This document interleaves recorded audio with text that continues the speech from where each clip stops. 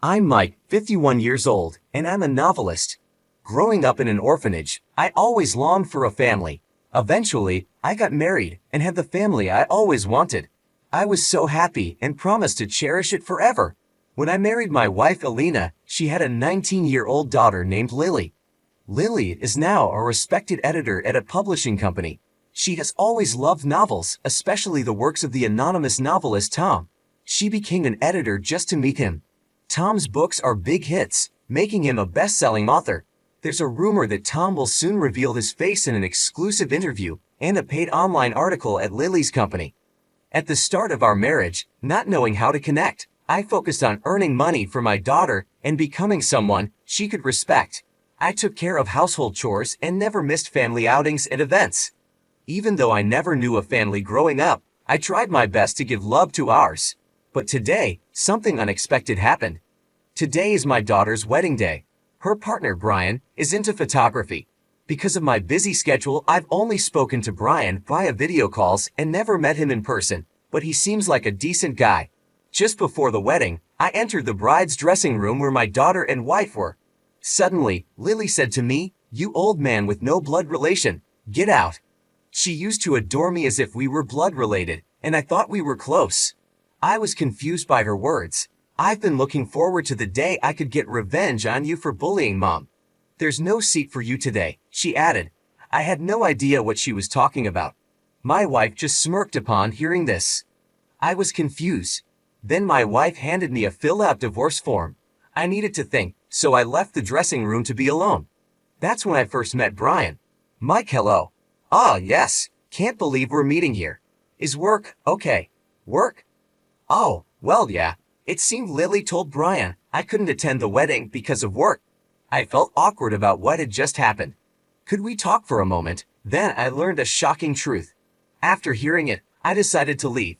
I filed for divorce, took my things, and left the house. I rented an apartment and now live there alone. A month after the wedding, my wife called. "Hello, it's been a while. I thought it's about time we discussed dividing the assets. I've been a housewife with no income, so I'll need more than the usual amount. You need to buy the apartment we lived in and give it to me. I need a place to live." "I'd rather not," I instinctively replied. Her demanding tone irked me, especially after how she treated me a month ago. Did she really think I'd agree? I said no, didn't I? I refused to divide the property or buy the apartment. "You think it's okay for me to be left homeless? Well, it's your own doing, isn't it?" I told her something I learned from Brian. My wife panicked. "How do you know that? Why don't you stop dodging the question? This is seriously infuriating." "Ah, it's just the worst. Why does it always have to be me who ends up like this? Please, forget about it, Mike. Really, I'm begging you." Annoyed by my wife's wailing, I tried to continue the conversation. "How long will you keep tormenting Mom, you old man?" Lily." Suddenly, Lily took the phone. "Just get on with the property division already. I don't know what you're talking about, but you were bullying Mom, weren't you? Mom's crying, you know, and you always made her cry like this." "No, calm down, Lily. You see, making excuses is so lame. That's just unacceptable. Just pay Mom the property division and compensation for all the bullying." "You're the worst old man." "So I'm the worst old man, huh? When will you pay?" "Wait a minute. Right now I'm getting help from a lawyer. Let's discuss the future with the lawyer." "Why do you need a lawyer?" "Well, is that okay?" "Fine, whatever you say. We're still the victims here." We agreed to meet a week later at the law firm I had hired, and the call ended. Thus, the day of the showdown was set for a week later. I had a well-thought-out plan prepared over the past month. That's why I took the call and set the appointment for 2 weeks later. On the day, my wife, daughter, and I gathered at the office with the lawyer. The four of us sat around a single table. My wife and daughter had grim expressions and glared at me. Let's begin discussing the divorce and property division between Mike and Alina. However, before that, Mike has something he wants to ask Lily. Me? Yeah, I have one thing I want to ask you. Please go ahead, Mike. I don't want to. The lawyer was surprised by my daughter's sudden refusal. Why do you get to take the lead? After all, it's Dad who's the bad one here. I find this very unpleasant. Can you stop talking down to me? I agree. Lawyer, please get it together. Ah, yes, understood. The lawyer looked troubled. My daughter and wife's assertive attitudes had him flustered. I spoke gently to my angry daughter. What I want to know is the part where you said it's originally my fault. What did I do wrong? What have I done? Please tell me one last time. When I pleaded with my head bowed, Lily was silent for a while before reluctantly telling me, Dad, you've been cheating all along, haven't you? The dad before you cheated and left us. I loved him so much. It hurt me so much to be betrayed so easily, choosing another woman over Mom, choosing his desires over his daughter. It all hurt. Seeing Mom cry every day was the hardest part. That's why I can't forgive cheating. I see. And what does that have to do with me? It has everything to do with you. You're cheating, aren't you? I knew because Mom told me you've been cheating for a long time. I thought you were different from that betrayer. I was confused by my daughter's story. I've never cheated, Lily. Calm down. I've never cheated, not even once. That's a lie. It's the truth. I swear to God I haven't. What exactly did Mom tell you? Glancing at my wife, she looked away uncomfortably, like a child caught just before being scolded for a prank. She told me that Dad was always away from home because he was meeting his mistress. When the phone rings and he's whispering, it's because it's from his mistress. I saw it once, and the name of the caller was a woman's name. I knew what my daughter was talking about, but it wasn't cheating. I had another secret. As I took out an envelope from my bag, I asked my daughter, I heard about the previous dad cheating and running away before we got married from your mom. He's a terrible man. Hearing that story, I swore I'd never cheat. There's one thing I want you to confirm. What is it? Taking out a photo from the envelope, I showed it to her. It showed my wife and her ex-husband Eric walking arm in arm. What is this? Brian took this photo of Alina's cheating scene. Brian did? Lily and Alina were shocked. Brian really did a professional job. He captured both of their expressions clearly in the photo. The wrinkles on Alina's face were also perfectly visible, showing it was a recent photo. This was what Brian told me on the day of the wedding. When he went to a tourist spot for a photo shoot, he saw my wife with an unknown man. They were holding hands, clearly a couple. Brian, who knows my face, suspected an affair. Imagining the worst, he took a photo just in case. There's not just this photo. I also hired a detective agency and have photos of them entering a hotel. I laid out the copied photos on the table and explained them to my daughter. No way, that's really him. I've also looked into the ex-husband's background. Turns out he's a novelist just like me. Didn't he recently publish his second book? Mom, are these photos real? Mom, of all people, you cheated with him. Lily pressed her, and Alina became flustered. As Alina stayed silent, my daughter's anger heated up more and more. Alina kept quiet, but after a while suddenly started crying profusely. These are fake images. Just because your affair was discovered, don't pin the same sin on me. Why do you always try to corner me like this? Please don't bully me anymore, Lily. Don't believe such random printed photos. Amidst the silence, the lawyer and I were taken aback. I had expected this reaction to the copies, so I tried to show the original photos. You really are a terrible old man. You don't know our struggles, and at the first sign of trouble, you lie to save yourself. You're the absolute worst. You're nothing to me, forever a stranger. Lily placed her hand on Alina's back and gently stroked it. Then she glared at me fiercely. She sided with Alina. Seeing this, I instinctively realized that going back to how things were was impossible. No matter what evidence I presented, she would side with Alina. Her words made me feel that. I see. Understood. With that, I made a call to a certain place. I had decided to use my last resort. Hello, it's me. I'm sorry to call suddenly, but I need that matter to be as if it never happened. Yes, that matter. I'm truly sorry. I'll explain more later.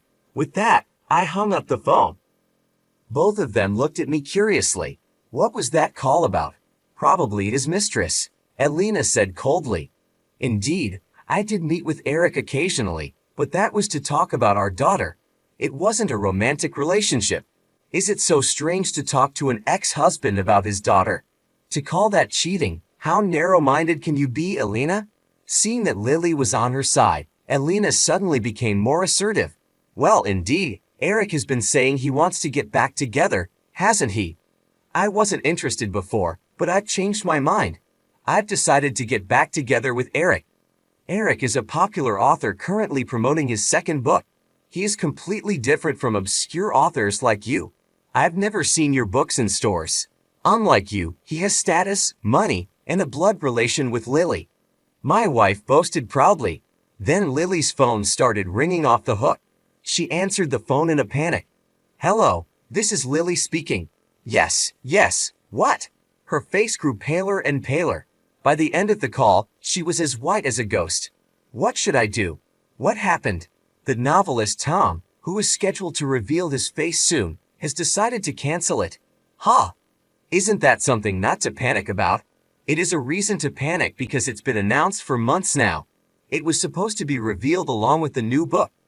Even my boss was super excited about his first face reveal. What will the fans say now that it's suddenly canceled? Oh, why all of a sudden? My words froze both of them. Yes, this was my secret. I am the novelist, Tom. Lily, you adore the novelist Tom, right? You heard me on the phone earlier. That was me talking to my editor. I said I'm canceling the face reveal. You both heard it, didn't you? No way. Are you saying you're Tom? That's impossible. Ignoring Lily's commotion, I answered the phone. Seeing the caller's name, I deliberately put it on speaker. Hello, is this Mike? Yes, what can I do for you, Mr. Boss? My daughter's eyes widened. She recognized the boss's voice. My wife also seemed to catch on and kept quiet. Sorry for the sudden contact. I heard you're canceling the face reveal scheduled with our company. Yes, that's correct. Why is that? I'll explain later. What do you mean later? Sorry, but please consider the face reveal canceled for now. Please reconsider for the sake of our company. Sorry, I'm in the middle of something. I'll call back later. Ignoring the boss's eagerness, I ended the call. Then I turned back to the two of them. Elena seemed not to fully understand, but Lily was completely frozen. Sorry for lying all this time. The part about barely making ends meet with columns was also a lie. In reality, I have a savings account where I've been depositing the money I earned. I plan to share it with you all someday. The salary I put into the family account was just a portion of it. What? Why would you keep something so important a secret? I kept it hidden because I didn't want to cause you any unnecessary trouble. Nowadays, it's too easy for someone to find out about your family or address. So, I was waiting for the right moment to tell you. At Lily's wedding, I planned to announce that I am Tom. I thought it would be the perfect surprise for you, who loves my work. When I found out you were a big fan of mine, it was the happiest moment of my life. It made all the effort I put into becoming a father you could be proud of worth it. The times I was away from home were due to deadlines or research trips. The calls were from my editor. Probably, the woman's name my daughter saw was the editor. That's when the boss approached me about revealing my face. I agreed because it was your company, Lily. But now, we're strangers. There's no need to go that far anymore. As I said that, Lily suddenly bowed her head and apologized. I'm sorry. I never imagined Dad was Tom. I'm really sorry for the terrible things I said. My daughter apologized, desperately trying to make it up to me. An editor who judges by status can't be trusted, I said firmly.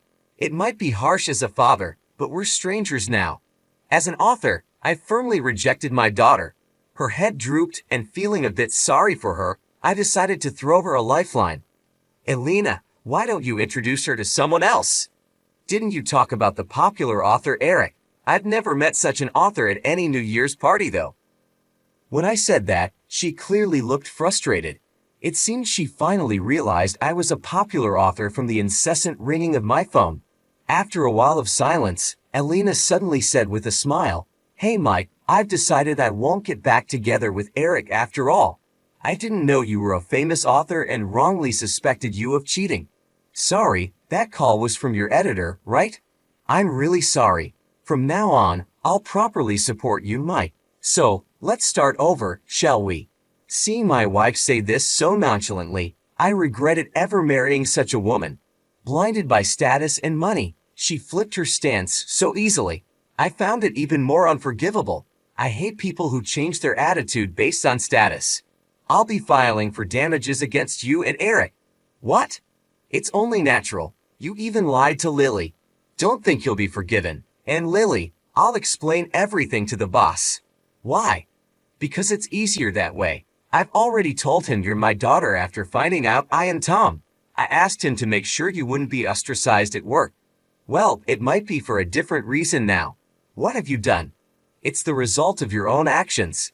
I was wrong to keep silent, but you did something you shouldn't have. You acted like victims, belittled me, and changed your stance as soon as you found out about my position. Live your life reflecting on what you've done. With that, the discussion ended. Due to Elena's extravagant spending during our marriage, we settled without dividing assets. Afterward, Lily was fired, possibly because I detailed the whole ordeal to her boss.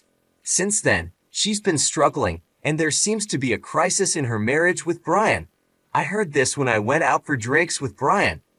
Elena, having remarried Eric, seems to be struggling with debt repayment every day. They probably resorted to loans to pay for the damages.